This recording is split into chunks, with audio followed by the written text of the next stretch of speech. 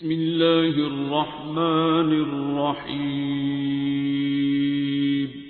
اور یہ جو عنوان ہے وَلَا تَمُوتُنَّ إِلَّا وَأَنْتُمْ مُسْلِمُونَ، آج اس پہ کچھ دیر آپ کی توجہ زیادہ چاہوں گا۔ اور نہ جانا اس دنیا سے مگر یہ کہ مسلمان جانا، مسلمان مرنا تمہارا کارنامہ ہوگا۔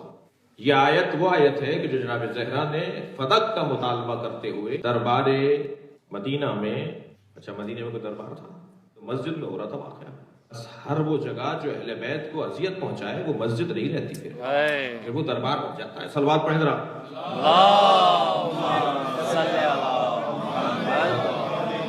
اور جو یزید کا دربار جسے ہم کہتے ہیں وہ جامع مسجد دمشق ہے، وہ جس میں یزید کا دربار لگا ہوا تھا، وہ مسجد ہے، جامع مسجد ہے دمشق کی، ہم اس کو کہتے ہیں دربار یزید، دربار شام مسجد تھی۔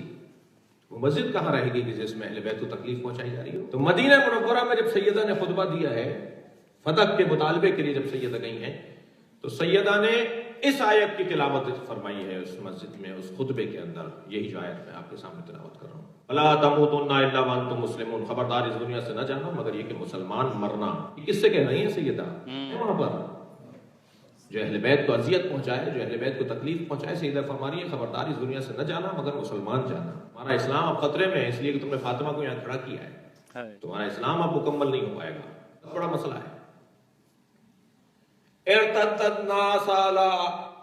الناس الا ثلاثة نفر، نبی فرما رہے ہیں میرے بعد میری امت ایمان اور اسلام کے معاملات میں کھٹائی میں پڑے گی، ان کا اسلام مشکل میں آ جائے گا، ان کا ایمان پریشانی میں آ جائے گا۔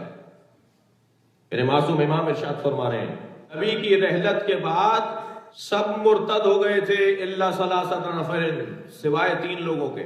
صحیح بخاری کے اندر میرے عزیزوں ایک مفصل روایت ہے، یہ نبی کی روایت ہے۔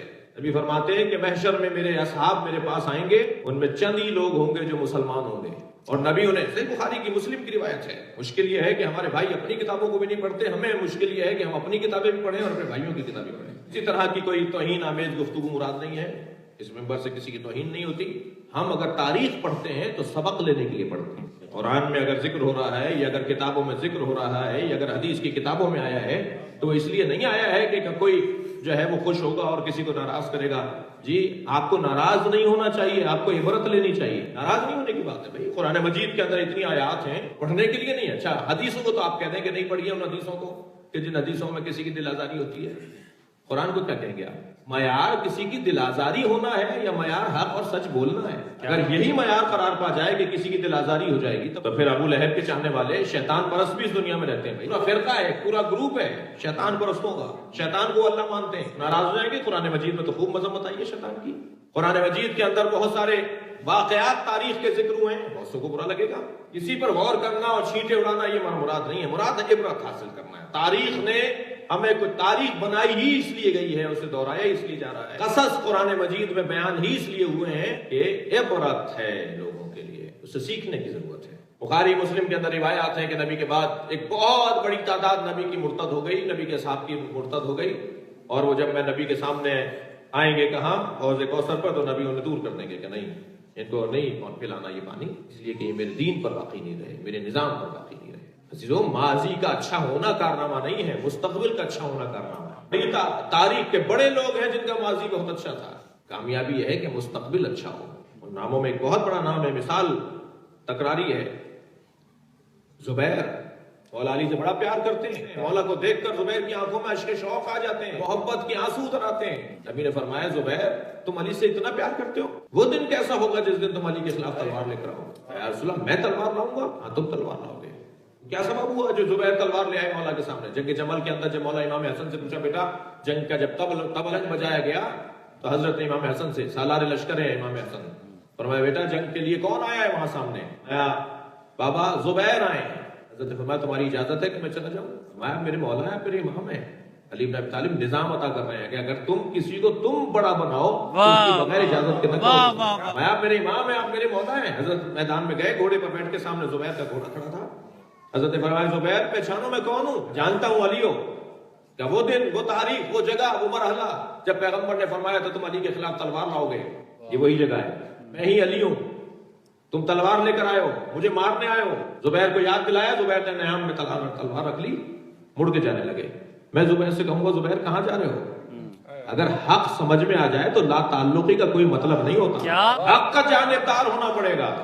اور دیکھا آپ نے کہ زبیر مولا کو چھوڑ کر چلے گئے, رستے میں خارجی نے قتل کر دیا, تل اس کا سر لا کر مولا کے سامنے رکھ دیا. مولا نے فرمایا, ذرا غور فرمائے اس حدیث کے اوپر, مولا کے فرمان پر. نہج البلاغہ کے اندر مولا کا جملہ ہے, ایک ہی یہ جملہ پورے نہج البلاغہ میں ایک جگہ ہی ذکر ہوا ہے. فرماتے ہیں جب وہ سر لے کر آیا وہ ظالم, وہ خارجی, وہ بھی جو بھی تھا, تاریخ نے لکھا ہے کہ کون تھا, جب لے کر آیا حضرت نے فرمایا تم سے کس نے کہا تھا کہ اسے قتل کرو؟ مولا مجھے اتنا پتا تھا یہ آپ کا دشمن ہے, مجھے اکیلا ملا, میں نے وہاں موقع جان کے اس کا سر اتار دیا. تو حضرت نے ایک ہی جگہ فرمایا پورے نہج البلاغہ میں, فرمایا القاتل والمقتول کلاہما فی النار, قاتل اور مقتول دونوں دوزخی ہیں. واحد جگہ ہے جہاں مولا فرما رہے ہیں. کیوں؟ ایک وہ ہے جو حق پہچاننے کے بعد لا تعلق ہو گیا, ایک وہ ہے جو امام کے حکم کے بغیر امام سے آگے آگے چل رہا ہے. جو امام کے حکم کے آگے چلتا ہو وہ بھی اس کا بھی انجام خراب ہو جاتا ہے. امام کے حکم سے آگے چل رہا ہو, امام کے فرمان سے ہٹ کر زندگی گزار رہا ہو, اس کا بھی انجام خراب ہوتا ہے. اور جو لا تعلق ہو جائے اس کا بھی انجام خراب ہوتا ہے. زبیر چھوٹا آدمی نہیں تھا. مولا علی اور جناب زہرا کی جو ولیمے کا انتظام تھا وہ زبیر کے ہاتھ میں تھا. گھرانے سے رشتہ داری بھی ہے, خالازاد ہیں نبی کے, مولا علی کے خالازاد ہیں, مولا نبی کے خالازاد ہیں, لوگ رشتہ داری بھی, مگر انجام برا ہو گیا. کیوں ایسا ہوا؟ عبرت ہے تاریخ کی. عزیزو, ارتد الناس الا ثلاثه نفر, نبی معصوم فرما رہے ہیں نبی کی رحلت کے بعد لوگ مرتد ہو گئے سوائے 3 لوگوں کے. توجہ چاہوں گا آپ سے, وہ کون ہیں 3 لوگ؟ فرمایا السلمان والمقداد والعمار. یہ 3 لوگ ہیں جو نبی کی رحلت کے بعد مرتد نہیں ہوئے. محمد وآل محمد. کیا پیمانہ ہے؟ کیسے طے کریں گے کہ مرتد ہوئے ہیں یا مسلمان باقی رہ گئے ہیں؟ یہی پیمانہ ہے. علی کو اگر چھوڑ کر چلے گئے ہیں تو مسلمان کیسے کہلائیں گے؟ مارنے آ رہے ہیں پھر بھی مسلمان کہلائیں گے؟ ہم تاریخ کے ان واقعات سے عبرت لینا چاہتے ہیں. آپ کی دل آزاری مراد نہیں ہے, اپنے دل کو ٹھیک کرو. فرمایا 3 لوگوں نے میری نبی کی رحلت کے بعد 3 لوگوں کے علاوہ سب مرتد ہو گئے. پھر بعد میں آہستہ آہستہ کچھ اور تعداد بڑھی ہے. اچھا, اس میں آپ دیکھ رہے ہیں مولا علی کا نام نہیں لے رہے پیغمبر, اس معصوم امام, اس لیے کہ علی تو خود کسوٹی ہے اس کی. میں 3 لوگ. راوی کہتا ہے یا ابن رسول اللہ, تعجب کیا اس نے کہ یہ کیسے, کیا ہوا تھا, کیوں ہوا تھا ایسا؟ فرمایا دور مشکل آ گیا تھا جس کی بنیاد پر لوگوں کا ایمان ان کے ہاتھ سے پھسل گیا. دور مشکل آ گیا تھا. راوی کہتا ہے کہ یا رسول اللہ, نام لیا سلمان, ابو ذر اور مقداد, 3 نام لیے. ارتد الناس الا ثلاثه نفر, 3 لوگوں کے علاوہ لوگ مرتد ہو گئے, سلمان, ابو ذر اور مقداد. راوی کہتا ہے فلعمار, عمار کہاں ہے؟ اور کریں. راوی کہتا ہے آپ نے 3 لوگوں کے نام لیے, سلمان کا, ابو ذر کا اور مقداد کا, عمار کہاں ہے؟ عمار نہیں تھے کہ؟ عمار بھی انہی لوگوں میں تھے. فرمایا العمار جازا کانا جازا جیزتن ثم رجع ولم یشک. عمار نے ایک لمحے کے لیے علی پر شک کیا تھا, پھر اس سے توبہ کی اور پھر زندگی بھر علی پر شک نہیں کیا. مگر ایک لمحے کے لیے عمار نے بھی دروازہ چھوڑا تھا, ایک لمحے کے لیے بھی مرکز سے ہٹے تھے عمار. جازا جیزتن ثم رجع ولم یشک, معصوم کا فرمان ہے. عمار ایک لمحے کے لیے علی پر شک کرنے والوں میں سے تھے, علی پر شک کیا. جازا جیزتن ایک لمحے کو کہتے ہیں, ایک لمحے کے لیے عمار نے شک کیا, پلٹ گئے اور پھر کبھی شک نہیں کیا, اس لیے عمار کا نام نہیں لے رہے. یہ 3 لوگ وہ تھے جنہوں نے ایک لمحے کے لیے بھی شک نہیں کیا. صلوات پڑھیں محمد والے.